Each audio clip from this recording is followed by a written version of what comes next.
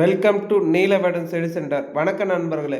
நம்ம இப்போ என்ன பார்க்குறோம்னா டிஎன்பிசி குரூப் 2ல் குரூப் 2, குரூப் 1, குரூப் 4 இது மூணுலையும் கேட்குற தமிழ்நாடு சமுதாய வரலாறை தான் பார்க்க போகிறோம். அதில் இருக்கிற அவுட் சோர்ஸு வெங்கடேசன் புக்கை தான் பார்த்துட்டு வரோம். இதுக்கு முன்னாடி ப்ரீவியஸாக நம்ம வீடியோ போட்டிருக்கோம். அதோட கண்டினியூட்டியை தான் பார்க்க போகிறோம். பார்க்காதவங்க அந்த வீடியோ பார்த்துட்டு வந்தீங்கன்னா அந்த கண்டினியூட்டி கிடைக்கும். இந்த வீடியோ பார்க்குறதுக்கு முன்னாடி இந்த வீடியோவுக்கு ஒரு லைக்கும் கூடவே ஒரு சப்ஸ்கிரைபும் அது கூட இருக்க பெல் ஐக்கனை அழுத்திட்டிங்களா நான் போடுற வீடியோ உங்களுக்கு உடனே காட்டும்.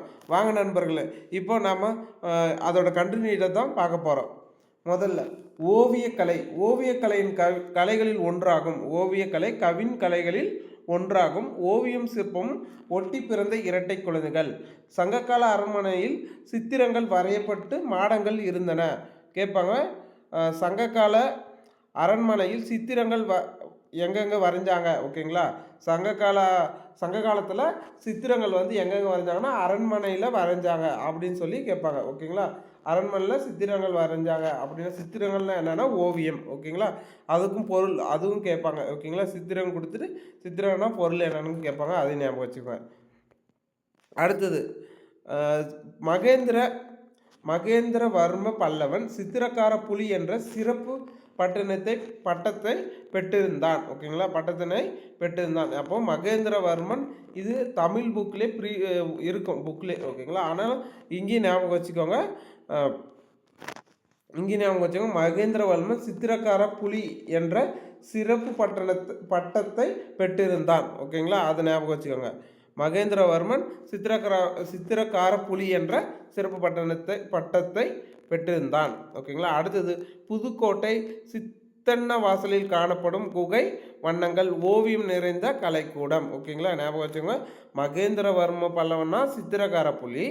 அடுத்தது புதுக்கோட்டையில் தான் சித்தன்ன வாசல் இருக்குது. ஓகேங்களா, இது ஒரு கொஸ்டின். காணப்படும் வண்ண ஓவியங்கள் கலைக்கூடம். ஓகேங்களா, இதில் 2 கொஸ்டின் இருக்குது.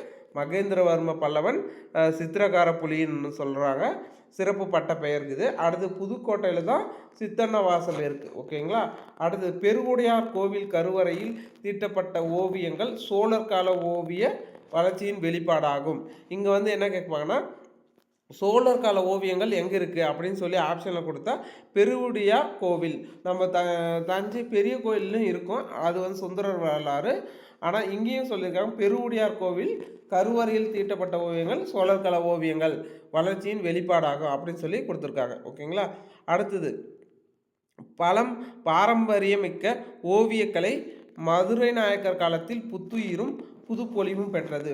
பாரம்பரியமிக்க ஓவியக்கலை மதுரை நாயக்கர் காலத்தில் புத்துயிரும் புது பொலிவும் பெற்றது. மதுரை, தஞ்சை, தில்லை, திருக்குற்றாலம், வெள்ளரை, திருவலம்பூரி, ஸ்ரீரங்கம், குடந்தை, செங்கம், பட்டீசுவரம் ஆகிய இடங்கள் நாயக்கர் கால ஓவியங்கள் காண கிடைக்கின்றன. ஓகேங்க, நாயக்கர் கால ஓவியம் எங்கன்னு கேட்டாங்கன்னா மதுரை, தஞ்சை, தில்லை, திருக்குற்றாலம், திருவெள்ளரை, திருவலம்பூரி, ஸ்ரீரங்கம், குடந்தை, செங்கம், பட்டீசுவரம். ஓகேங்களா, குடந்தைனா கும்பகோணம் ஞாபகம் வச்சுக்கோங்க. குடந்தைனா கும்பகோணம் மருவில் கேட்பாங்க. இது டிஎன்பிசி ப்ரீவியஸ் இயர் கொஸ்டின். ஓகேங்களா, அடுத்தது மதுரை மீனாட்சி அம்மன் கோவில். ஓகேங்களா, மதுரை மீனாட்சி அம்மன் கோவிலும் கேட்குறாங்க. இப்போ மதுரை மீனாட்சி அம்மன் கோவிலில் பார்த்தீங்கன்னா ஊஞ்சல் மண்டபத்தின் எதிரில் உள்ள சிறு மண்டபத்தில் சுந்தரரேச பெருமான் அங்கையர்கண்ணி மனம் புரியும் ஓவியம் கண்கொள்ளா காட்சி ஆகும். ஓகேங்களா, அப்போ மீனாட்சி அம்மன் கோவிலில் ஊஞ்சல் மண்டபத்தின் எதிரில் ஓகேங்களா ஊஞ்சல் மண்டபத்தின் எதிரில் சிறு மண்டபத்தில் சுந்தரேச பெருமான் அயங்கர்கண்ணியை மனம் புரியும் ஓவியம் கண்கொள்ளா காட்சியாகும்னு சொல்லி கொடுத்துருக்காங்க. ஓகேங்களா, அடுத்தது பொற்றாமரை குளத்துக்கு எதிரே உள்ள சுவர்களில் சிவபெருமானின் 64 திருவிளையாடல்களும் வரையப்பட்டுள்ளன. சிதம்பரத்தில் உள்ள கம்பன் கோட்டத்தில் நாயக்க கால ஓவியங்கள் தீட்டப்பட்டுள்ளன. ஓகேங்களா, அப்போது இங்கே என்ன கேட்பாங்களா, அதாவது அம்மன் கோவில், அதாவது மீனாட்சி அம்மன் கோவிலில் சுந்தரேச பெருமான் அயங்கர்கண்ணி மனம் புரிந்த ஓகேங்களா சுந்தரேச பெருமான் அங்கையர்கண்ணியை மனம் புரியும் ஓவியம் எங்கே இருக்குது அப்படின்னு கேட்டால் மீனாட்சி அம்மன் கோவில். ஓகேங்களா, இது வரைக்கும் இந்த மாதிரி கேட்டதில்லை, ஒரு நாள் பார்த்துக்கோங்க.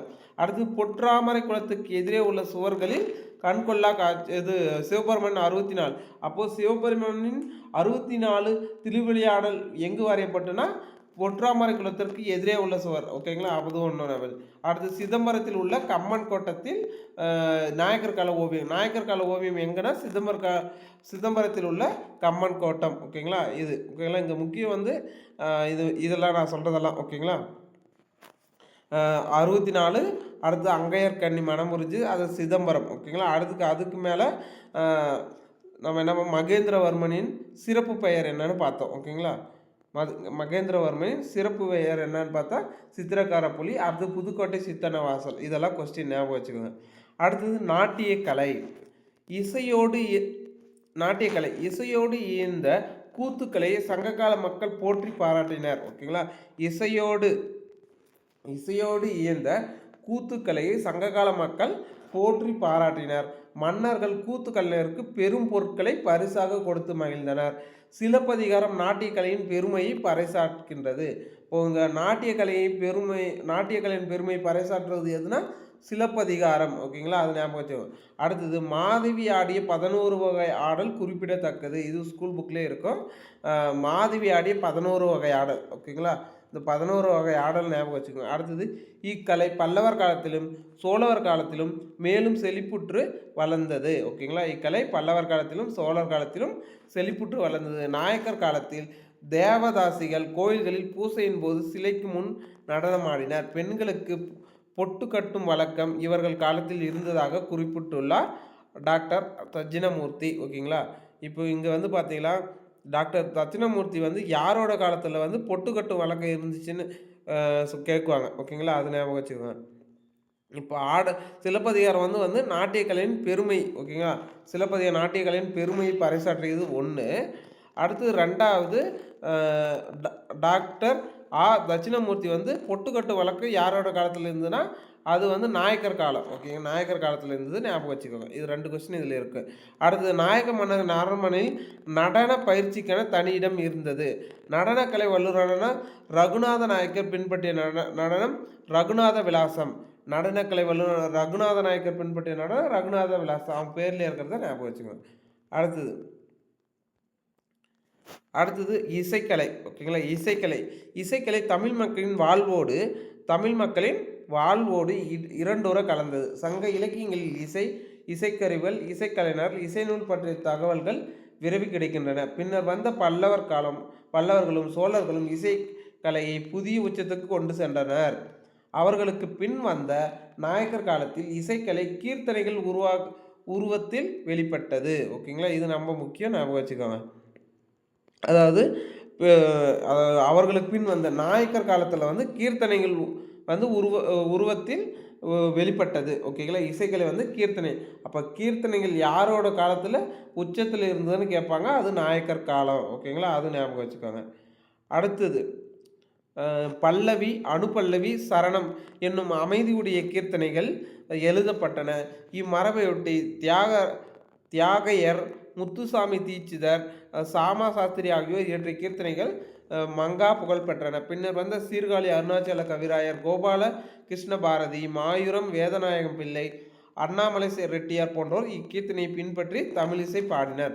ஓகேங்களா, அப்போது தமிழிசையை பாடினது எதுன்னு பார்த்தா கீர்த்தனையை பின்பற்றி. அது ஓகேங்க, அது ஒன்று பார்த்துக்கோங்க. அப்போ இதில் வந்து முக்கியமானது நாயக்கர் காலத்தில் இசைக்கலை வந்து கீர்த்தனைகள் உருவத்தில் வெளிப்பட்டது. அது ஞாபகம் வச்சுக்கோங்க. அடுத்தது காசுக்கலை. ஓகேங்களா, காசுக்கலை அதாவது விஜயநகர பேரரசுகள் காசுக்கலைக்கு ஊக்கமளித்தனர். கிருஷ்ணதேவராயர் வெளியிட்ட காசுக்கள் அக்கால சமய சமூக நிலையை அறிய பேருதவியாக உள்ளன. அறவீடு மரபை தோற்றுவித்த திருமலைராயர் காசுகளில் ஒரு பக்கம் பன்றியும் மறுபக்கம் ராமன், சீதை, லக்குவன் பொறிக்கப்பட்டுள்ளதை காணலாம். ஓகேங்களா, இப்போ இங்கே வந்து முக்கியமானது பாருங்கள், அறவீடு மரபை சேர்ந்தது. ஓகேங்களா, விஜயநகர பேரரசில் அறவீடு மரபை தோற்றுவித்தவர் திருமலை ராயர். ஓகேங்களா, திருமலை ராயர், அது ஞாபகம் வச்சுக்கோங்க. அறவீடு திருமலை ராயர். ஒரு பக்கம் அவர்தில் பன்றியும் மறுபக்கம் ராமன், சீதை, லக்குவன் பொறிக்கப்பட்டதை காணலாம். இக்காசுகளில் திருமலை ராயல் என்ற பெயர் நாகரிகையில் எழுதப்பட்டது. இதுதான் நம்ம இவ்வளோ சிம்பிளாக வந்து இவ்வளோலாம் படிச்சிருவோம். ஏன்னா அது அரவிடு மரபு, திருமலராயர் அவர் வந்து ஒரு பக்கம் பன்றி, ராமன் சீதை எல்லாம் படிச்சிருவோம். ஆனால் திருமலராயர் என்ற பெயர் எந்த எழுத்துல பொறிக்கப்பட்டது அப்படின்னு சொல்லி கேட்டுருவாங்க. அதுதான் பிரச்சனை. அதனால அதையும் நல்லா பார்த்துக்கோங்க. அது வந்து நாகரியில் எழுதப்பட்டது. ஓகேங்களா? அது முக்கியம். திருமலராயலு என்ற பெயர் நாகரியில் எழுதப்பட்டது. 1615க்கு பின்னர் இக்காசுகள் திருப்பதி வெங்கடேச பெருமாள் பெயரில் மட்டும் வெளியிடப்பட்டன. 1615க்கு பின்னர். ஓகே, இது வேணாம். அப்போ இதில் முக்கியம் வந்து அரவிடு மரபை தோற்றுவித்த யாருன்னா திருமலைராயர். அவர் வந்து அவர் வச்ச காசில் வந்து ஒரு பக்கம் பன்றியும் ராமன், லட்சுமண், சீதை, ஓகே 3 இருந்தது. அதில் திருமலை ராயலு என்ற பெயர் நாகரியில் எழுதப்பட்டது. இது முக்கியம். ஓகேவா? அடுத்தது பண்பாடில் வரையறை. ஓகேங்களா? பண்பாடில் வரையறை பார்ப்போம்.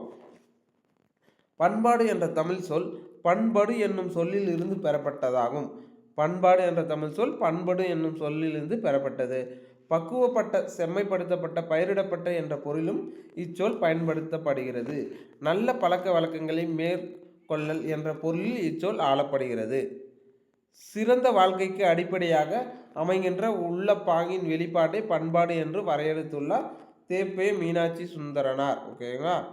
இப்போ தேப்பே மீனாட்சி சுந்தரர் என்ன சொல்லியிருக்காருன்னா, சிறந்த வாழ்க்கைக்கு, ஓகேவா, சிறந்த வாழ்க்கைக்கு அடிப்படையாக அமைகின்ற உள்ள பாங்கின் வெளிப்பாடு. சிறந்த வாழ்க்கைக்கு, ஓகே, ஒரு நல்ல வாழ்க்கைக்கு அடிப்படையாக அமைகின்ற உள்ள பாங்கின் வெளிப்பாடே பண்பாடு என்று வரையறுத்துள்ளார் தேப்பே மீனாட்சி சுந்தரனார். அடுத்து பண்புடையார் பட்டுண்டு உலகம் என்று திருவள்ளுவர் சொல்லியிருக்கார். ஞாபகம் வச்சுக்கோங்க, பண்புடையார் பட்டுண்டு உலகம் திருவள்ளுவர். சிறந்த வாழ்க்கைக்கு அடிப்படையாக உள்ள அமைகின்ற உள்ளப்பாங்கின் வெளிப்பாடே பண்பாடு என வரைத்த தேப்போ மீனாட்சி சுந்தரனார். அடுத்தது 6.10 பண்பு கூறுகள். சங்க காலத்தில் ஒழுக்கம், பரந்த மனப்பான்மை, தன்மானம், தொண்டுள்ளம், சேனின்றி போற்றல், நட்பு, அஞ்சாமை, காதல், வீரம், வறுமையில் செம்மை, ஆரமுறைத்தல், அடக்கமுடைமை, அருளுடைமை, அழுக்காரமை, அறிவுடைமை, அன்புடைமை, ஆழ்வுடைமை, இனியவை கூறல், ஈகை, சான்றாமை, தெரிந்து பண்பாட்டின் வேர்களும் விழுதுகளும் ஆகும். ஓகேவா? இப்போ இது வந்து ஒன்றும் பிரச்சனை இல்லை, இதில் ஒன்றும் முக்கியம் இல்லை. அடுத்தது இடைக்கால பண்பாடு.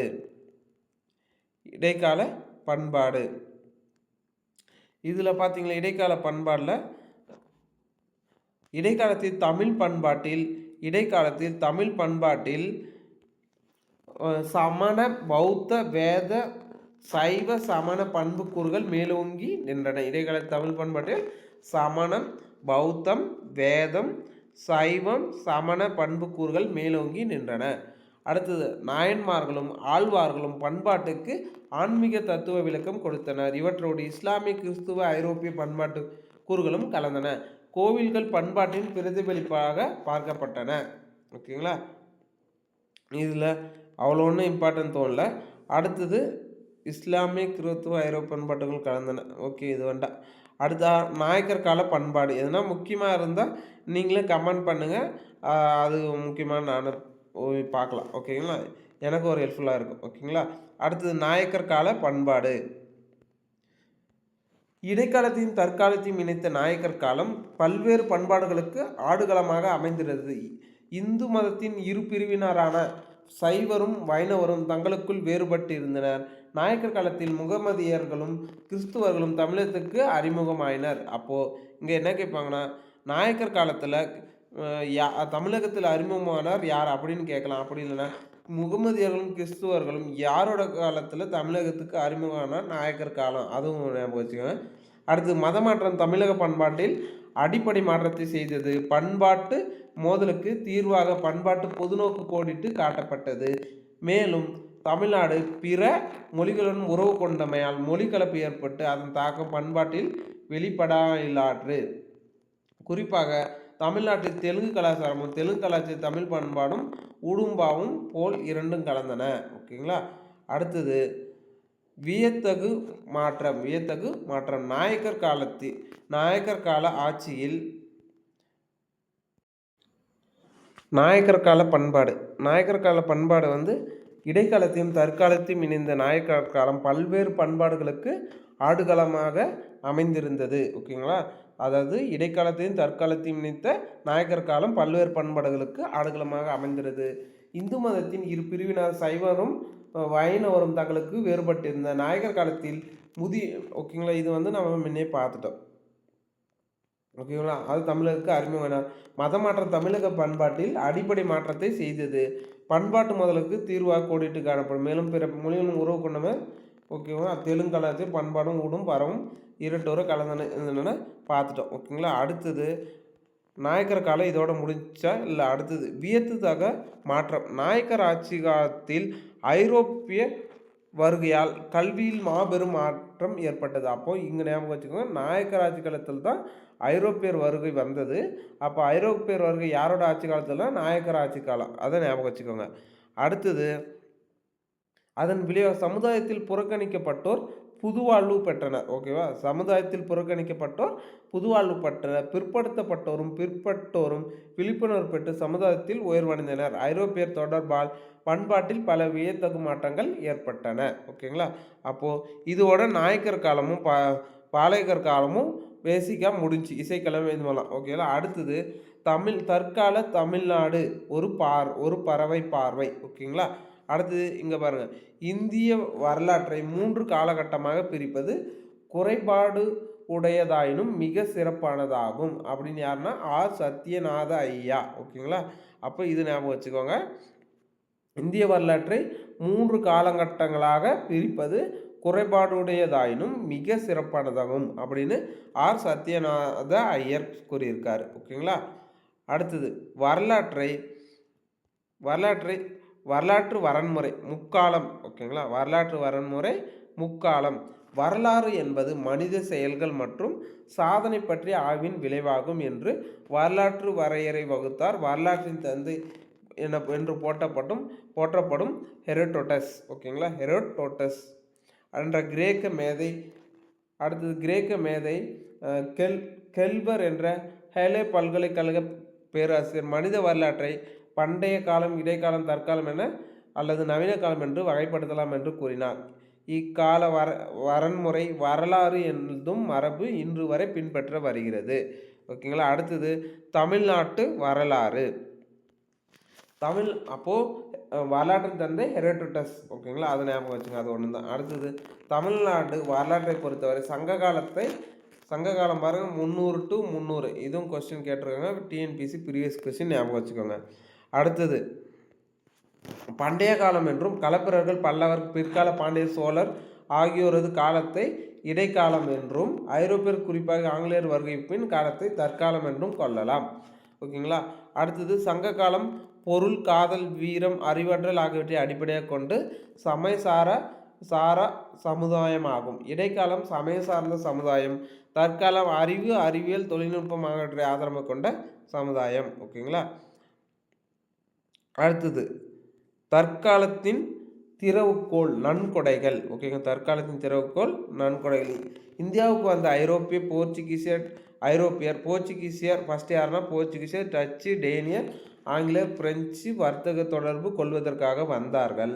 இது ஆர்டர்னு கேட்குறாங்க, ஞாபகம் வச்சுக்கோங்க. போர்ச்சு, டச்சு, டேனியர், ஆங்கிலேயர், பிரெஞ்சு. ஓகேங்களா, அடுத்தது வந்தவர்கள் ஐரோப்பிய வரலாற்றில் மாபெரும் மாற்றத்தை ஏற்படுத்திய புதிய புவியியல் பாதை கண்டுபிடிக்க சமய சீர்திருத்த இயக்கம், மறுமலர்ச்சி, அறிவு காலம், அறிவொளி காலம், தொழில் புரட்சி மற்றும் அமெரிக்கா. ஓகேங்களா, அமெரிக்கா போன்றவற்றை. அடுத்தது பிரெஞ்சு புரட்சி போன்ற மகத்தான நிகழ்வுகளின் நன்கொடைகளையும் உடன் கொண்டு வந்தனர். அடுத்து இவையே தற்கால வரலாற்றின் திறவுகோள் ஆகும். அடுத்து தற்காலத்தின் சிறப்பியல்புகள். தற்காலத்தை அடையாளம் காட்டக்கூடிய சிறப்பு கூறுகள் பல உள்ளன. அவற்றுள் முக்கியமானவை அறிவும் அறிவியல் பார்வையும் மனித முயற்சியும் முன்னேற்றத்துக்கான அடிப்படை.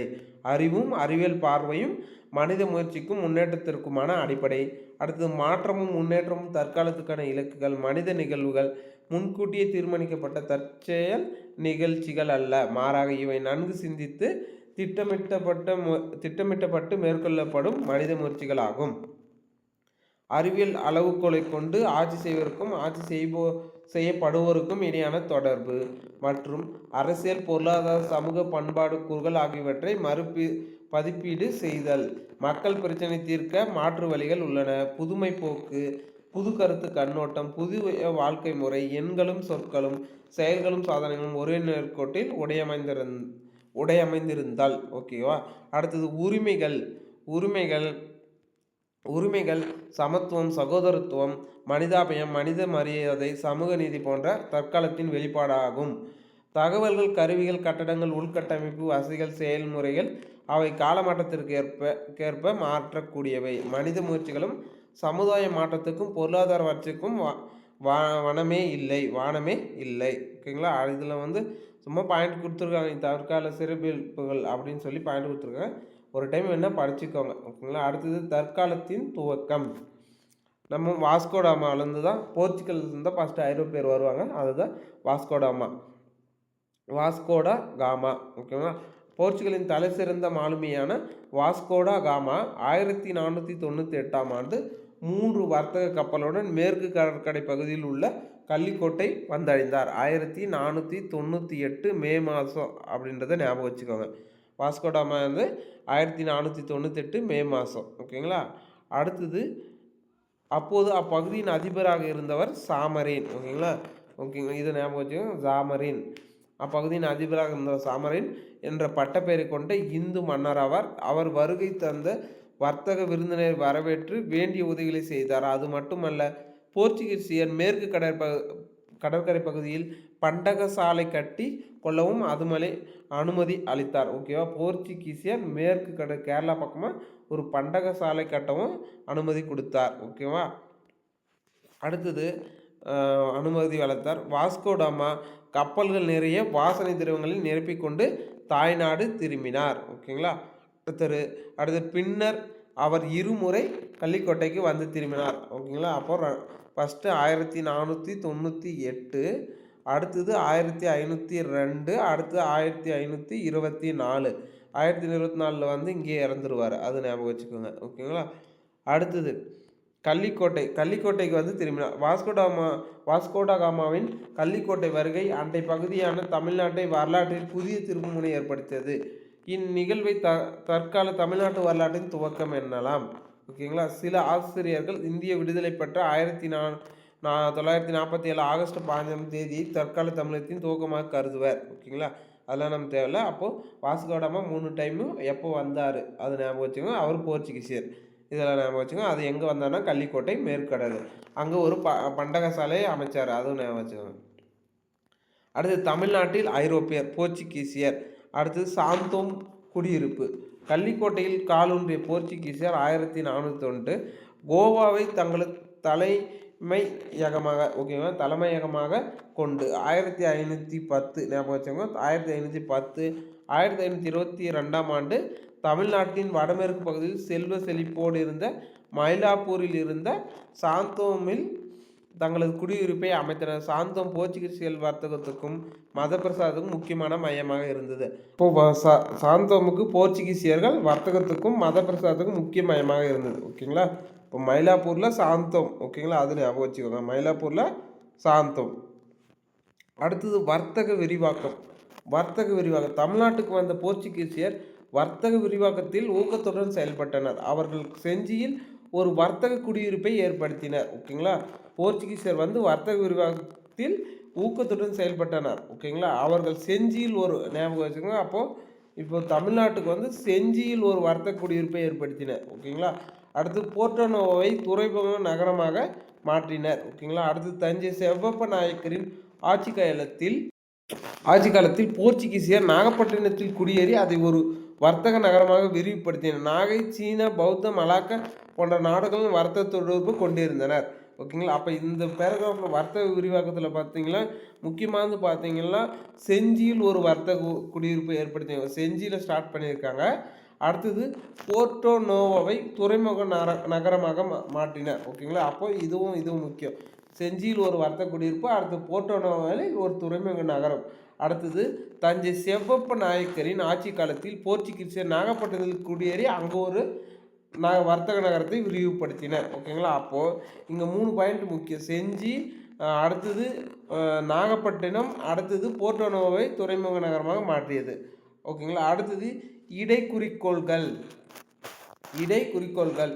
வர்த்தக விரிவாக்கமும் சமய பிரசாரமும் போர்ச்சுகீசியின் இரட்டை குறிக்கோளாகும். அதாவது வர்த்தக விரிவாக்கம், சமய பிரச்சாரமும். ஓகேங்களா. அடுத்தது அவர்கள் வர்த்தக பெருக்கத்தை விட மதமாற்றத்தில் அதிக அக்கறை காட்டினார். அவர்கள் சாந்தோமில் குடியேறியவுடன் அங்கு ஒரு தேவாலயத்தை கட்டினர். அதுவே அவர்களது சமய பிரச்சார கேந்திரம் ஆயிற்று. அடுத்தது மேற்கு கடற்கரை பகுதியில் சமய பிரசாரத்தை மேற்கொண்டு அங்கிருந்த மீனவர்களை மதமாற்றம் செய்தனர். சோழ மண்டலமும் தூத்துக்குடியும் போர்ச்சுகீசியனும் மதமாற்ற வட்டத்துக்குள் வந்தனர். நம்ம பார்த்தீங்கன்னா இப்போ சவுத்தில் ஃபுல்லாக பார்த்தீங்கன்னா மீனவர்கள் அதிக பேர் பார்த்தீங்கன்னா கிறிஸ்டின் இருப்பாங்க. ஓகேங்களா. அதுக்கெல்லாம் காரணம் இதுதான். ஓகேங்களா. மதமாற்றம். ஓகேங்களா. இப்போ வந்து பார்த்தீங்கன்னா இதில் முக்கியம் இவங்க சாந்தோமில் குடியேறினாங்க ஒன்று. அடுத்தது அவங்க சோழ மண்டலமும் தூத்துக்குடியும் மதமாற்றத்தில் ஈடுபட்டாங்க. ஓகேங்களா. அது ரொம்ப முக்கியம் பார்த்துக்கணும். அடுத்து தூத்துக்குடி பரவர்கள் விஜயநகர பேரரசின் விசுவாசிகள் என்னும் அப்பேரரசு அவர்களுக்கு போதிய சமுதாய பாதுகாப்பு அளிக்கவில்லை. மேலும் அவர்கள் நாயக்கர்களின் கொடுமைகளுக்கு இலக்காயினர். அதனால் வெறுப்படைந்த பரவர்கள் போர்ச்சுகீசின் உதவியை நாடினர். மதமாற்றத்தில் போரார்வமிக்க போர்ச்சுகீசியர் அந்த வாய்ப்பை பயன்படுத்தி கொண்டு 1583ஆம் ஆண்டு பரவர்களுடன் தங்கி அவர்களுடைய நம்பிக்கையை பெற்று அவர்களுடைய சம்மதத்துடன் மதமாற்றம் செய்தனர். ஒரே நூற்றுக்கணக்கானவர்களுக்கு தீட்சை செய்து வைக்கப்பட்டது. ஓகேங்களா. ஒரு வாய்ப்பு கிடைச்ச உடனே அவங்களும் மதமாற்றத்துக்கு உட்பட்டாங்க. அடுத்தது விஜயநகர பேரரசின் அலட்சிய போக்கும் நாயக்கர்களின் கொடுங்கொன்மையும் பரவர்களின் மதமாற்றத்திற்கு காரணம் என்று கூறுகிறார் ராஜவியன். மதமாற்றத்தின் காரணமாக தூத்துக்குடி போர்ச்சுகீசியரின் செல்வாக்கு மயமாயிற்று என கருதுகிறார் சீனிவாசாச்சாரி. மதமாற்றத்தின் காரணமாக பல்லாயிரக்கணக்கான பிற்படுத்தப்பட்ட, தீண்டாதவர்களோ இன்று புறக்கணிப்பட்ட பல்வேறு சமூக கொடுமைகளுக்கு உள்ளான குடும்பங்கள் பொது வாழ்வு பெற்றன. அவர்களுக்கு சமூக அங்கீகாரமும் அடையாளமும் கிடைத்தது. ஓகேங்களா. இதில் பார்த்தீங்கன்னா ராஜேன் என்ன சொல்கிறாருன்னா விஜயநகர பேரரசின் அலட்சியம் நாயக்கரின் கொடுங்கொன்மை தான் மதமாற்றத்துக்கு காரணம் சொல்கிறாரு. சீனிவாசாச்சாரி என்ன சொல்கிறாருன்னா மதமாற்றத்துக்கு காரணம் தூத்துக்குடி போர்ச்சுகீசின் செல்வாக்கு மயமாற்று அப்படின்னு சொல்லியிருக்காங்க. அடுத்து புனித தாமஸ். ஓகேங்களா. புனித தாமஸ் போர்ச்சுகீசியரின் முதல் சமய பிரசாரகராக கருதப்படுகிறார். புனித தாமஸ். ஓகேங்களா. புனித தாமஸ் ஞாபகம் வச்சுக்கோங்க. போர்ச்சுகீசின் முதல் சமய பரப்பாளர் அப்படின்னு ஞாபகம் வச்சுக்கோங்க. போர்ச்சுகீசின் முதல் சமய பரப்பாளராக கருதப்படுவர் யாருன்னா புனித தாமஸ். Roman Catholic. ஓகேங்களா. கத்தோலிக்காரனான இவர் கிபி 52இல் பாலஸ்தீனியனுக்கு கேரளாவில் உள்ள கொடுங்கோலூருக்கு வந்ததாகவும் அங்கு 20 ஆண்டுகள் சமய தொண்டு செய்து வந்ததாகவும் அவர் இந்துக்களை மதமாற்றம் செய்தார் என்று ஆத்திரமடைந்த சனாதன சமயவாதிகள் தாமஸை கொலை செய்ய முயன்றதாகவும் அக்கொலை முயற்சியிலிருந்து தப்பிய அவர் மயிலாப்பூர் மலைமுகட்டுக்கு வந்து அங்கு ஒரு தேவாலயத்தை கட்டினார் என்பதும் வழக்காறு. ஓகேங்களா. அப்போ புனித தாமஸ் தான் போர்ச்சுகீசின் முதல் சமய பரப்பாளர். ஓகேங்களா. அதை ஞாபகம் வச்சுக்கோங்க. அவர் எங்கேருந்து ஆரம்பிச்சுன்னா கேரளாவை கொடுங்கோலூர். ஓகேங்களா. அடுத்தது கிபி 72ஆம் ஆண்டு புனித தாமஸ் ஒரு கல் மீது அமர்ந்து பிரார்த்தனையில் ஆழ்ந்தபோது சமய வெறிகளால் குத்தி கொல்லப்பட்டார். அவரது உடல் அவரால் கட்டுப்பட்டதாக கருதப்படும் தேவாலயத்துக்குள்ளேயே ஒரு கல்லறையில் நல்லடக்கம் செய்யப்பட்டது. பின்னர் இத்தேவாலயம் ஆங்கிலேயர்கள் கோதி கட்டிலை பாணியில் புதுப்பிக்கப்பட்டது. இன்றும் இந்த தேவாலயம் புனிதமான யாத்திரிக தலமாக கருதப்படுகிறது. அப்போ புனித தாமஸோட கல்லறை எங்கே இருக்குதுன்னு கேட்டாங்களா கோதி என்ற கட்டளை பாணியில் கட்டப்பட்டது கேரளாவில். ஓகேங்களா. அப்படின்னு ஞாபகம் வச்சுக்கோங்க. கல்லறையில் நல்லடக்கம் செய்யப்பட்டது. ஓகேங்களா. அடுத்தது கோதி கட்டிடக்கலை பாணி, அதை ஞாபகம் வச்சுக்கோங்க. அடுத்தது டச்சுக்காரர்கள். ஓகேங்களா. டச்சுக்காரர்கள் பார்க்க முன்னாடி இந்த வீடியோக்கு ஒரு லைக்கும் சப்ஸ்கிரைப் பண்ணிடுங்க. Thank you guys.